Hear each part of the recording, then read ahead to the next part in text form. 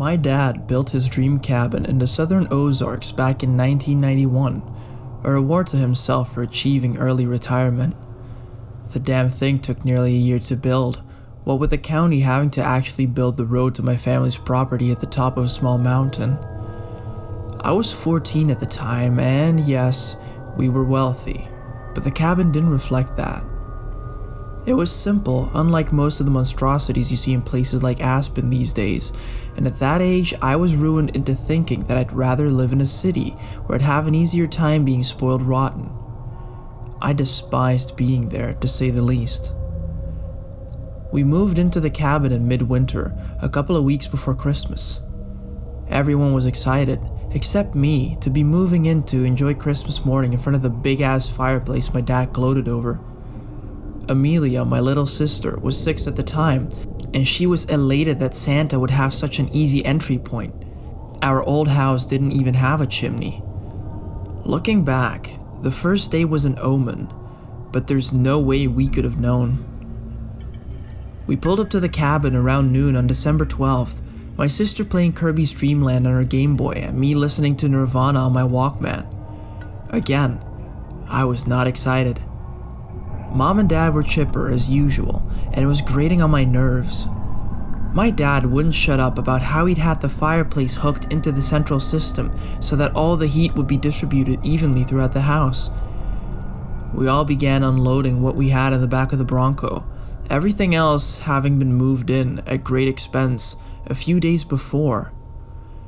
My father's annoyingly happy face drooped into a mild frown when he shouldered open the front door. "Looks like the movers didn't care too much about the new carpet," he said sarcastically.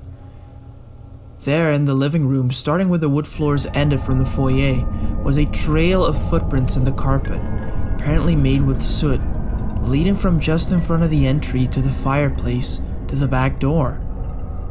I snorted at my father's comment, which earned me a side-eye for the ages from my mom.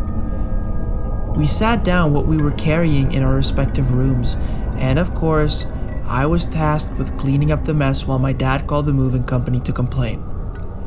While I was scrubbing and fuming, it occurred to me that if the footprints were in fact soot, that it would be hard to explain why the fireplace had already been used in a brand new cabin. At the time, I assumed that there had to have been a test run by the builders to ensure everything was in working order. It took me about an hour to bring the carpet to my parents' satisfaction, and then I promptly went to my new room to continue wallowing in my teenage angst. That night, I couldn't shake the feeling that I was being watched in the shower, that someone was standing just on the other side of the curtain.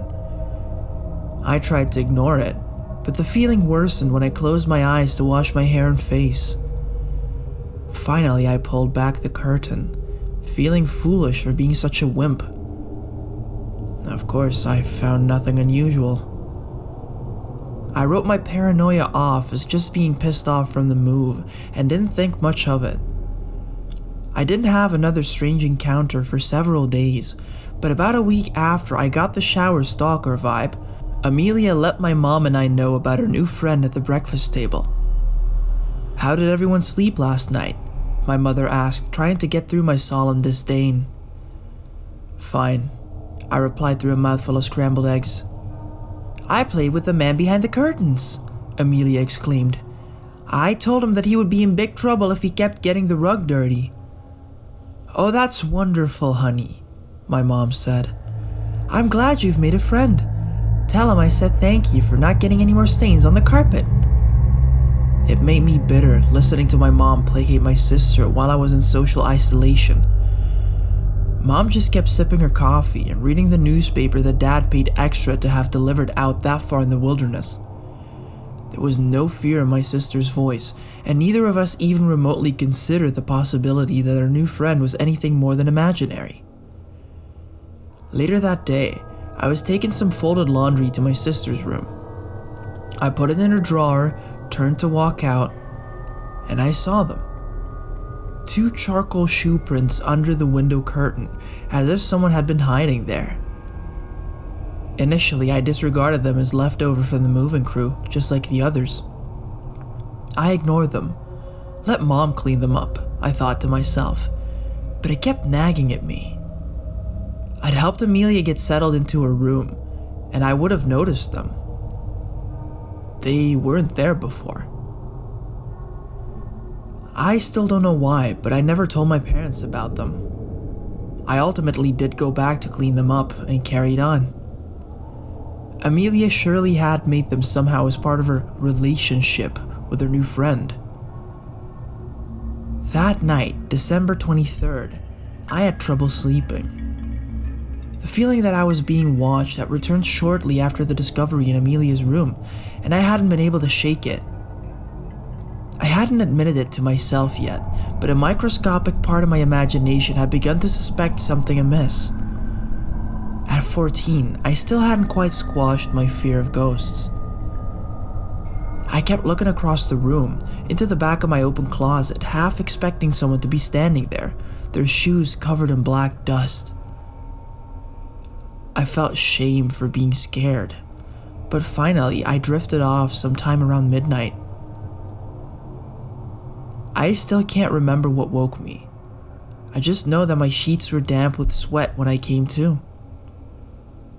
I felt again that I was being watched, and I began scanning the dark room through my blurry, just waking up vision. I followed my curtains down to the floor and saw them. Soiled black feet poking out from beneath them. I jumped a bit. I rubbed my eyes and looked back. There were no shoes, but the curtain was moving ever so slightly. I looked at my closet door, which had been shut without a sound. Cowering, I pulled the blankets over my head, knowing that if I pulled them down, something would be there, sitting at the end of my bed. After a while, I tried to sleep, but I couldn't. Of course, I was blamed the next day for the dirty tracks to and from my room. They began and ended in front of our fireplace, just like the first time, but they clearly led to my bedroom closet and back. My parents gave me a big speech about how I needed to accept my new circumstances and start treating everyone and everything with a lot more respect. I didn't have the energy to fight with them. All I could think about were the footprints and a thing that had spent the night with me. I just rolled my eyes and accepted my punishment. Clean up the prints, and then no Walkman until I straightened up. It wasn't like they'd believe me, so why say anything? I scrubbed the carpets that day in a daze, remembering what Amelia had said a few days before at breakfast. My thoughts raced for rational explanations, but I kept arriving at this strange amalgamation of ghosts and Santa Claus. Despite everything going on, I still had Christmas morning on my mind, just like anyone that age. Yet by the time I had finished cleaning, I'd resigned myself to try and sort out what was going on. I would start with my sister. That night, after an almost silent dinner, I went to Amelia's room to do some gentle prying. As I rounded the doorframe, I found her staring up at the ceiling vent. The floor around her bed was covered in that morning's newspaper.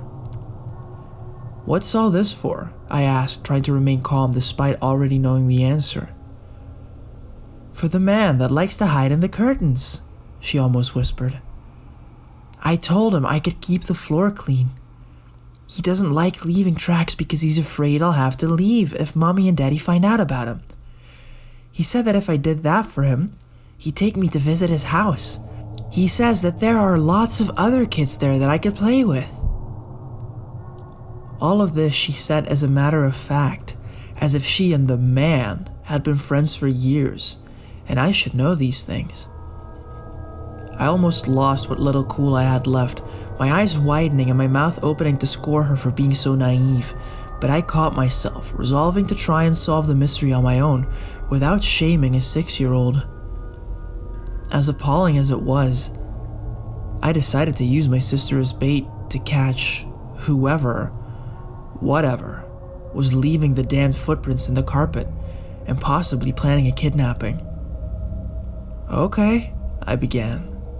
Just make sure you tell Mom and Dad that all the newspaper is for watercolors or something. That way they don't get suspicious." "I will," she replied enthusiastically. Thank God Amelia was 6 and didn't need a lot of explanation. I left her room with terrified curiosity, wondering what Christmas Eve would have in store. For what seemed to be the 100th time, I lay in bed unable to fall asleep. I watched my clock tick for seconds, minutes, hours. I knew that should anything actually arrive in Amelia's room, I'd hear the crumpling of paper. I also knew that Amelia would be awake, desperate not only for her new friend to come out, but also for the sound of sleigh bells.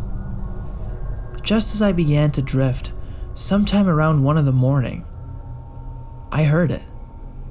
The sound of rustling newspaper. I hoisted myself out of the sleeping awake twilight I was in and ejected myself from bed, too stricken with urgency to consider being quiet. I landed on my floor with a thud, and immediately I heard my sister whine from across the hall. "Please don't go! No, come back!" she cried. I raced out of my bedroom, older sibling protective instincts at full tilt, and into the hallway just in time to be stopped in my tracks. A tall, willowy silhouette stood at the living room end of the hallway. The thing, man, stood so tall that it stooped, bending at the ceiling, using its long, spindly arms to brace against the walls.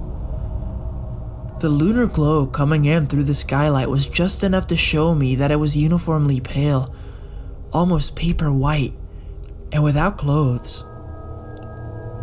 I stared up at what I thought should be its face, its lack of features slightly disorienting. It had 2 indentations where there should have been eyes, as if there once were sockets but skin had been stretched over them.